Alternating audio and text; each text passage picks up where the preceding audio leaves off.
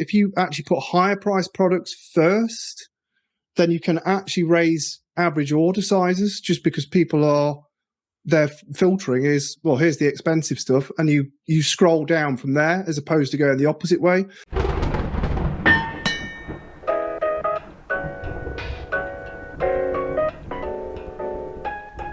But quite often we have to ask them, okay, what will you advertise on the website? Is it, I don't know, like if you have a Black Friday stuff, we need to ask them before, because otherwise we get the content of the offers like 3 days before. So it's both for them and for our comfort that we ask as early as possible, and we try to give them also market insight. So a proactive thing for e-commerce off the back of that is discussing what's coming up in terms of offers, new products, new product lines, that sort of thing, and how that fits in with Google Ads. But I'd also extend that to the website. So one of the things, I was looking at one of our checklists. I didn't realize how big it was actually, but one of the things we do is specifically around the homepage.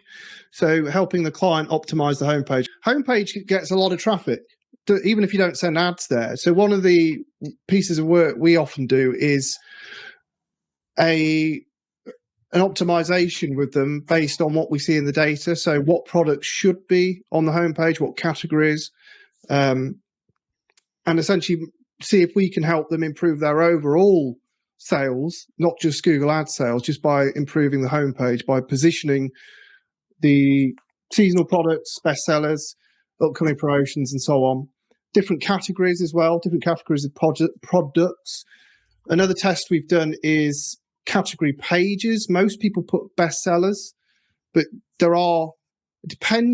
this depends widely on the product range, but having the order go from price highest to lowest instead of a bestseller, because your intuition tells you that you should present the bestsellers because most people will buy bestsellers. But what we've seen, especially with like more luxurious brands, is that if you actually put higher price products first, then you can actually raise average order sizes, just because people are, their filtering is, well, here's the expensive stuff, and you scroll down from there as opposed to going the opposite way.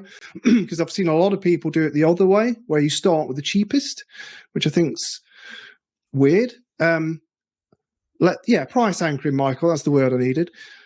If a user wants to go cheapest to highest, let them do that. I wouldn't start a page that way. So those are a couple of additional things.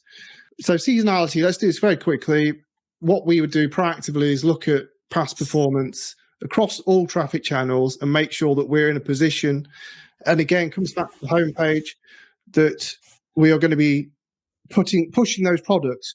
But also this could come back to category pages by actually manually putting the more seasonal, responsive, shall we say, the stuff that sells more in this coming season higher up on the category pages, or even manually sorting it to be them.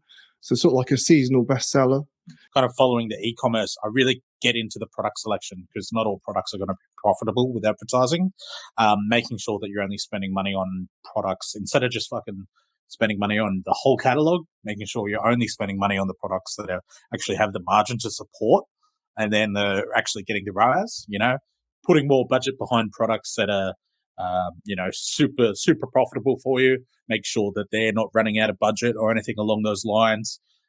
Anything that's over that, that profit point, that profit margin, giving as much budget as possible. Anything that's close, those are the ones that you really focus on. And then from that point on, after you kind of figured out all the product selection, you start to move on to product page CRO. That's my biggest one. And then from that, move on to checkout flow, doing things like your one-click upsells, blah, blah, blah. And then from that point on, it kind of sets the business up to do an upsell for e-commerce, for email or text message marketing. And that can be a really profitable upsell for most agencies, because that's recurring revenue. LTV increases the LTV of clients.